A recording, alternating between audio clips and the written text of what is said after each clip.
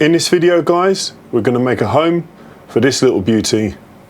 It's my Blue Spruce chisel plane, and because I don't want to get it knocked about and damaged in the rest of my mess, I'm going to make a home for it. And that's going to be the home. Now, there's something special about this home. I've put magnets in the back, so when I attach it, it's not going anywhere. So let's go on this journey and I'll show you how I made it. If only it was that easy. If you're wondering about this chisel plane, I'll link the video in the top corner for you and put it at the end of the video as well. So it's only right that I use my chisel plane to remove the excess glue beads. The piece of wood I'm using is just an offcut from a previous project. It consists of maple, Wenge and Zebrano.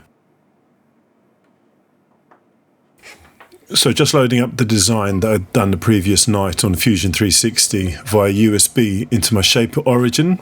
For anyone that doesn't know the Shaper, it's basically a handheld CNC. It's super precise and easy to use. It's expensive, but it's definitely a great investment.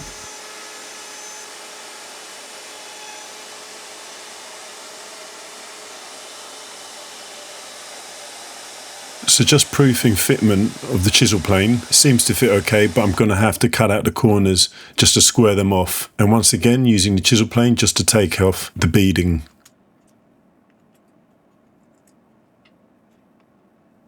Okay, so that's the first stage done. Now time to address the back and machine the part where the magnets will sit. So just applying some double-sided tape to what is the front of the piece, and then we're going to stick it down and work on the back.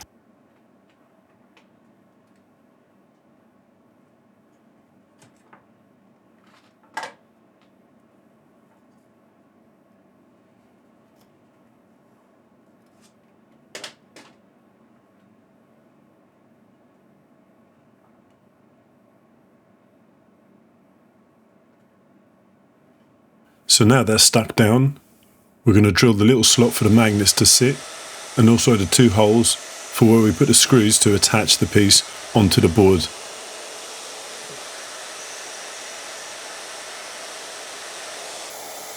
Okay, so magnet slot done.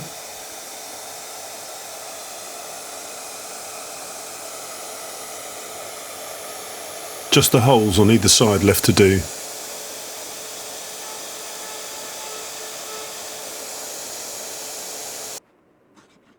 So now some finishing steps. I'm using my Veritas router plane just to smoothen out the inserts that I created on this wooden piece. I think I'm using an 1/8 inch bit and just gently skimming the top layer off. Now I'm just using a chisel to square out the top corners. The bottom will remain with a bevel on it because the bottom of the plane itself has a slight 45-degree angle on each of the corners. I'm using my good old trusted Narex chisel for this. It's a 24 size and I've had it passed down from my wife's grandfather.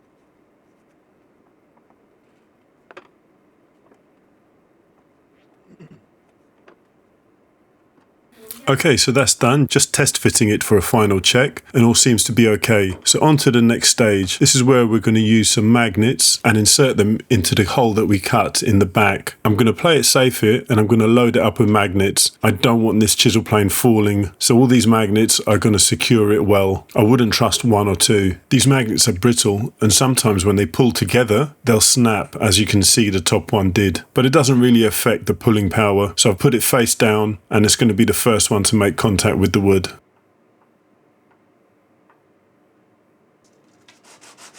Just giving it a quick sand. I can't remember what grit this is. I think it's 120 and then I go to 240. But overall, it's just for the workshop, so I'm not being too precious about it.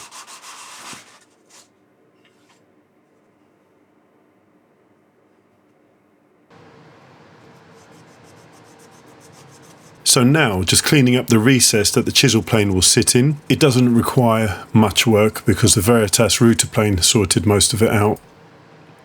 Yep, so just final fit. Fits perfectly. I'm really happy with that.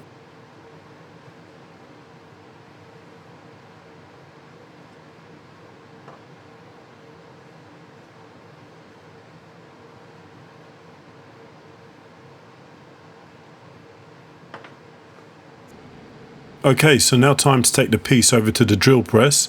I'm just going to follow through with those holes and drill all the way through. I didn't do it with the shaper because the bit I was using wasn't long enough to go all the way through the thickness of the stock. On a side note, if you're curious about the fence that's on my drill press, it's a mag switch fence. I've got a video up on it. I'll link it in the top corner somewhere. So holes are done. Now time to chamfer them.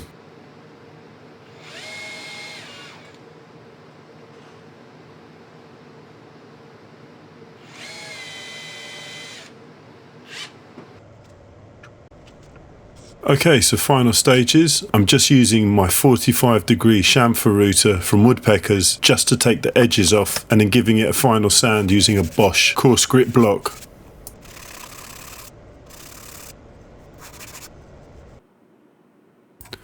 There we have it. All that's left to do is secure the magnets in the back and put some finish on it.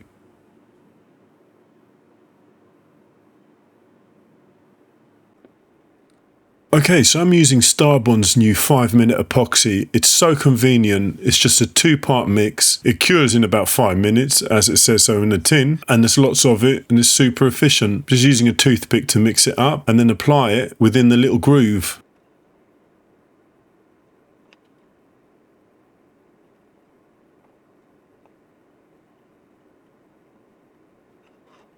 I swear, toothpicks and tongue depressors are just essentials in anyone's workshop. There's so many applications.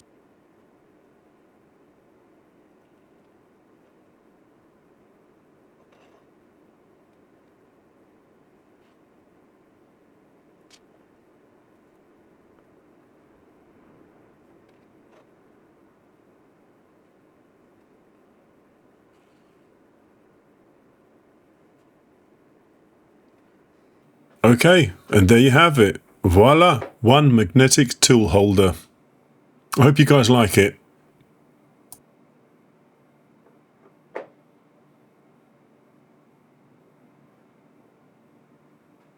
So guys, that brings us to the end of the video. If you've made it this far, let me take the opportunity to ask you, if you haven't already, consider subscribing. It's going to help me out a great deal. I'm trying to grow this channel and I'm putting my heart and soul into it, and every little helps. If you can smash the like button, that too will be greatly appreciated. So until the next video guys, happy woodworking and take it easy.